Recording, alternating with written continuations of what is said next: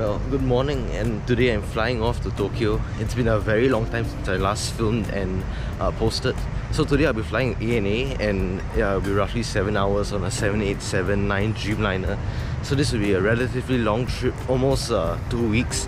I'll be starting off with 4 days in Tokyo and then 3 days in a town called Nikko before moving up to Sapporo, which is in Hokkaido, and then going around the area for some skiing and also for the seafood as well. This series will comprise of 3 parts. So today it will just be the flight review of ANA to Tokyo, and then the next part will be Tokyo onwards, and the last part most probably Hokkaido.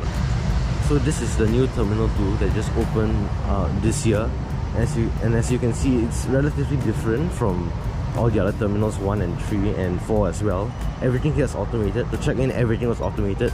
The baggage drop off, even the printing of the boarding passes, everything. Now you don't even have people stand here. You just have technology that helps you with everything here, and it was quite fast.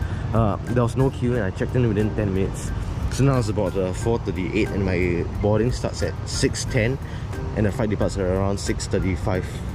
So we are still relatively early, and we'll just walk around. Well, since we are kind of on the topic of technology, maybe I'll just talk about ANA and its relation to technology recently. So on this flight, as you'll see later, they really utilize a lot of technology in terms of iPads to sort of make it a more personalized experience, I feel, as they would be able to identify passengers through the seating arrangement. And when it comes to advertising, ANA has been utilizing TikTok and Instagram and various social media platforms to sort of gain a larger online presence. And I don't really see this with other airlines, but I only see this particularly with Japanese airlines. Japan Airlines does it as well, and they really embark on various trends on TikTok and all that as well. It's just great to see how airlines are just innovating every single day. Well, enough talking, back to the review. The business class product.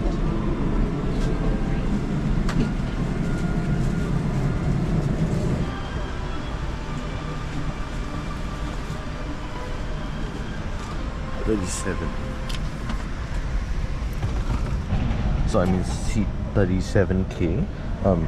When you compare this with Qatar Airways last year, the legroom is roughly similar.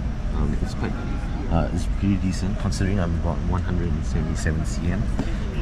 The window doesn't have shades, instead it has this electronic dimmer that sort of makes the window dimmer over time. As you can see, it's very dimmer. So this is quite an innovative approach to dimming the window.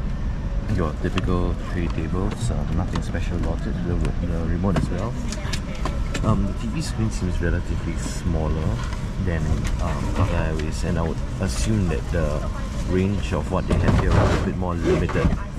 But when it comes to the comfort of the seat, it's relatively comfortable. You also have the in-flight earphones, which are relatively similar to that of Qatar Airways, relatively flimsy and small, but I guess that would suffice. Nothing much here.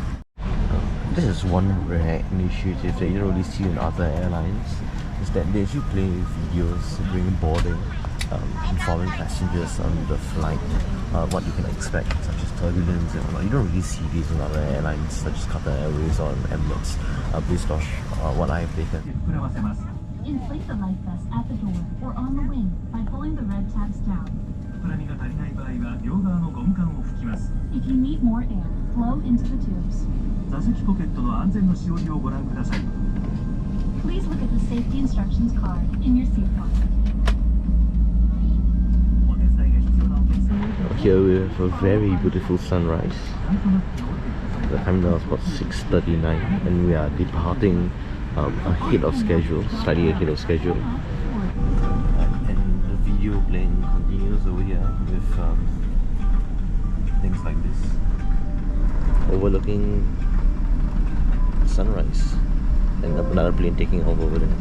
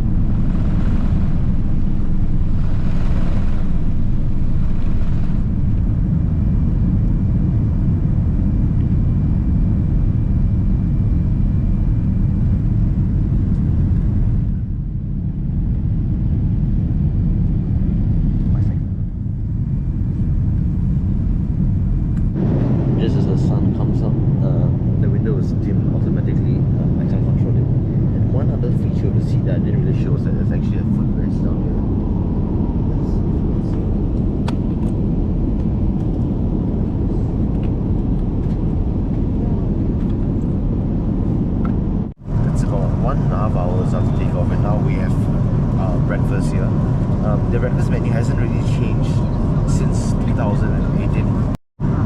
Let me just show you the dinner menu and the lunch menu at the back here.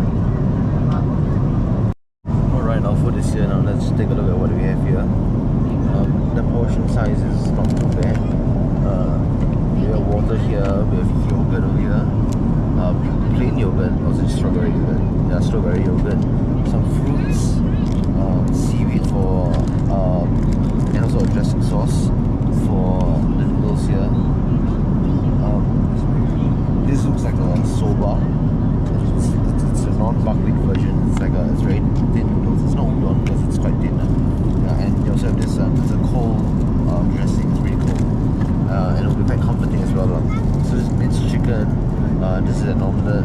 This is salmon as well. You have the option of chopsticks here as well. Chopsticks and mango cutlery, which you don't really see in economy class, except for some airlines, such as Qatar Airways as well. If you compare this with the food on Singapore Airlines, as I've heard from my relatives who have flown on it, this is definitely way better as compared to those packaged boxes.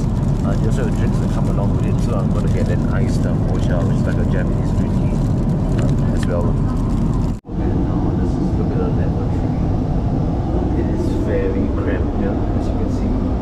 I was expecting the typical Japanese toilet, but there is a delay system over here. You only see some Japanese airlines here. Nothing much here. It's pretty typical. It's for cigarettes. I don't know what's doing here. Well, it's pretty typical except for this delay system. But nonetheless, sufficient. And once again, I'm eating out more drinks. This is their signature. Their green tea. It's a warm green tea. They have a cold version as well, which I had earlier on. It's quite nice. I just got my apple juice like half an hour ago, and now the stuff came with green tea, so they're really hydrating us all. And as you can see, the mood lighting is still on in the cabin, and everyone has woken up from their nap as we approach Tokyo Narita. Well, I guess it was indeed a very relaxing flight. There was really nothing much to complain about, as everything was relatively pleasant. What was unique was really the personalized touch to the service in economy, as well as the huge legroom and the comfort of the seat. However, one qualm I had was the selection of the in-flight entertainment, which was rather limited. There were only a few Hollywood shows, and most of them were quite outdated, and a couple of Japanese shows. Other than that, there wasn't really much to watch. But nonetheless, it was a pretty pleasant flight, and the service was definitely top-notch. The seat was really comfortable, and I would definitely fly with them again. As for the price point, ANA is sort of losing out, as now there are competitors like Zip Air, which is a lot cheaper. Zip Air is like a better version of Scoot, where it has a full flat seat. If you choose the option, and in economy and both classes, you actually have free Wi-Fi, and you can add on food at an extra charge. And I think this would supplement the poor entertainment selection that ANA has, making Zip Air in a way a more budget-friendly option when travelling to Japan direct from Singapore. Well, nonetheless, if you look at the number of airlines that fly direct between Singapore and Tokyo, I would still think that ANA is a pretty good choice. You only have a few airlines, which include Singapore Airlines, ANA, Japan Airlines, Scoot and Zip Air, that all fly direct to Tokyo, either Narita or Haneda Airport. I would think the ANA is still a relatively better option to fly with, as I've been flying with them for a pretty long time, since 2014, my first time to Japan. Well, enough has been said. Let's just enjoy this landing to Tokyo Narita Airport, and I shall see you in part 2.